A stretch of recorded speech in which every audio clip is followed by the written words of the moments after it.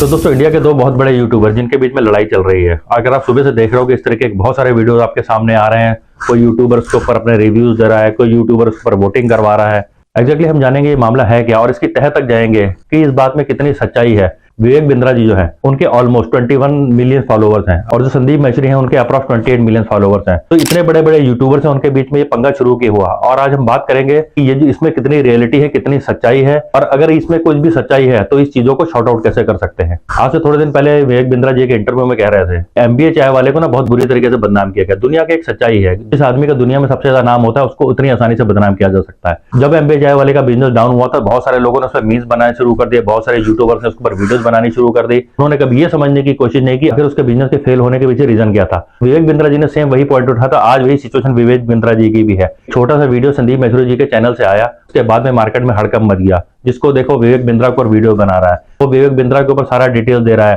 कोई अच्छा कह रहा है, कोई बुरा कह रहा है, कोई वोटिंग करवा रहा है। किसी ने डिटेल एनालिसिस नहीं करी, कोई हाथ जोड़ के कह रहा है जो जिन बच्चों के पैसे हैं उन बच्चों को पैसे को वापस कर दे।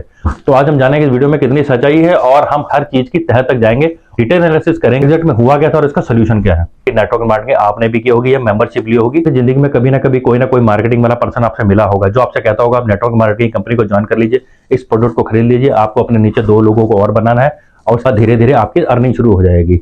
उन्होंने सेम मॉडल अपने कोर्स को बेचने के लिए शुरू किया।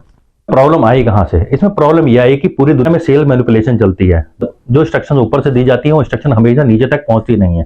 तो थोड़े दिन के बाद क्या हुआ, जिन लोगों को कोर्स बेचने के लिए कहा गया था बिजनेसमैन को, उनको अगर कोई बिजनेसमैन नहीं मिला तो समझते प्रॉब्लम को शुरू कहां से हुई। प्रॉब्लम शुरू हुई सेल से। जैसे ही प्रोडक्ट मार्केट में उतारा गया, बहुत सारे लोगों को अप्रोच किया गया, उनको अलग अलग कमीशन का ऑफर दिया गया। उन्होंने कमीशन के बेस के ऊपर उन्होंने नेटवर्क मार्केटिंग की तरह उस कोर्सेज को खरीद लिया कि वो आगे किसी और को बेचेंगे, क्योंकि वो बहुत ज्यादा स्किल्ड थे नहीं, उनको प्रोडक्ट की नॉलेज नहीं थी, उनको ये नहीं पता था कि ये कोर्सेज हैं, इनको किसको सेल करना है, और जिनको पता भी था वो अच्छी तरीके से किसी बिजनेसमैन को उस कोर्स को नहीं सेल कर पाए। अब उन्होंने पैसे तो लगा दिए थे मार्केट के अंदर, अब उनको अपने पैसे कैसे निकालें? पैसे निकालने का एक ही तरीका, किसी ना किसी को अपना ये कोर्स बेच दें। और उसके बाद उन्होंने क्या करा, उन्होंने अपने रिलेटिव, अपने फ्रेंड्स, अपने ही रिश्तेदार जो उनको दिख गया उनको उन्होंने वो कोर्स को सेल करना शुरू कर दिया, सच बोल के या झूठ बोल के। उसके बाद थोड़े दिन के बाद प्रोसेस सेल से हट के टोपी पहनाने पर आ गया और थोड़े दिन के बाद में ये प्रोडक्ट सेलिंग या कोर्स सेलिंग से हट के ये टोपी पहनाने पे आ गया। जिसके पास ये आता था एक रिश्तेदार या एक दूसरे को भेज देता था झूठ बोल के, और जब वो फंस जाता था वो किसी और को झूठ बोल के कोर्सेज को बेचना शुरू कर दिया। अब पता लगा आपको 25% कमीशन आ रहा, तो अब 25% के लिए आपको 4 लोगों को टारगेट करना पड़ेगा। जब आप उन 4 लोगों को टारगेट कर रहे थे, वो 4 लोग किसी और 4 लोगों को टारगेट कर रहे थे। धीरे धीरे ये नेटवर्क एक दूसरे को टोपी पहनाने पर आ गया। तो इसके बाद वही लोग अपने जिन लोगों से उन्होंने कोर्स खरीदे थे उनको अप्रोच करने लगे कि भाई ये कोर्स तो मेरे से सेल नहीं हो रहा, मेरे पैसे वापस कर दो। क्योंकि उनकी जो पहुंच थी वो विवेक बिंद्रा तक जो डायरेक्ट थी नहीं या उनकी टीम तक थी नहीं। नेटवर्क 100वें हिस्से या 200वें या 500वें हिस्से पे होंगे, क्योंकि उनकी डायरेक्ट कम्युनिकेशन थी नहीं। तो उनसे उनको पैसे वापस नहीं मिले, क्योंकि डेफिनेटली उनका जो कमीशन होगा वो उनको मिल गया होगा, उन्होंने अपना पल्ला झाड़ लिया। तो कम्युनिकेशन ऊपर तक नहीं पहुंची और इसकी वजह से इतनी सारी प्रॉब्लम क्रिएट हो गई। इसके बाद हम बात करें उन लोगों के जिन्होंने कोर्स खरीदे। कोई भी रिश्तेदार आ रहा है, आपको कुछ भी समझा रहा है, लेकिन आप कोर्स को खरीद ले रहे हो। आदमी सब्जी भी लेने जाता है उसको देख के खरीदता है। आप किसी चीज को खरीद रहे हो 50,000 रुपए लगा के, 50,000 लगाने के बाद में वो लोग ये भी नहीं देख रहे हैं कि वो किस चीज को खरीद रहे हैं और किसको बेचेंगे। उनके पास कोई डिटेल नहीं थी, कोई एनालिसिस नहीं था, उन्होंने प्रोडक्ट को खरीद तो लिया और उसके बाद परेशानी शुरू हुई कि अब वो प्रोडक्ट को बेचेंगे कहां पे, क्योंकि उनके पास इतनी स्ट्रेंथ नहीं थी कि वो प्रोडक्ट किसी और को जाके बेचें। उसके बाद ये सारी प्रॉब्लम होनी शुरू हुई। उसके बाद उनमें से कुछ बच्चे संदीप महेश्वरी जी के शो में चले गए और उन्होंने इस बात को वहां पे रखा।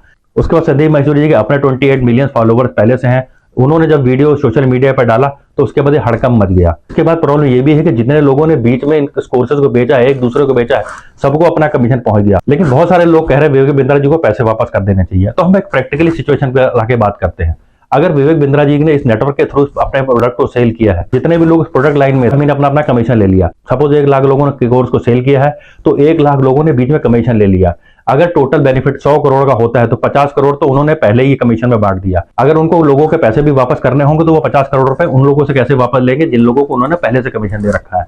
तो इस वीडियो के थ्रू मैं विवेक बिंद्रा जी से यही रिक्वेस्ट कर सकता हूँ, इतनी बड़ी प्रॉब्लम का अपनी टीम के साथ बैठ के कोई ना कोई सोल्यूशन निकालिए और बच्चों का कुछ ना कुछ शॉर्ट आउट करिए।